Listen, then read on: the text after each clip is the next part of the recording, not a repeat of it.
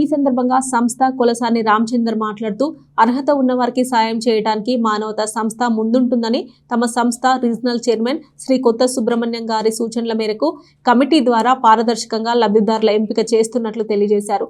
ప్రతి విషయంలో సహకరిస్తున్న మానవతా సభ్యులందరికీ కూడా ధన్యవాదాలు తెలియజేశారు. సంస్థ గౌరవ అధ్యక్షులు శ్రీ ఓంకార్ ప్రసాద్ మాట్లాడుతూ అర్హులైన వారికి సహాయం చేయటంలో మానవతా సంస్థ ముందుంటుందని తెలిపారు.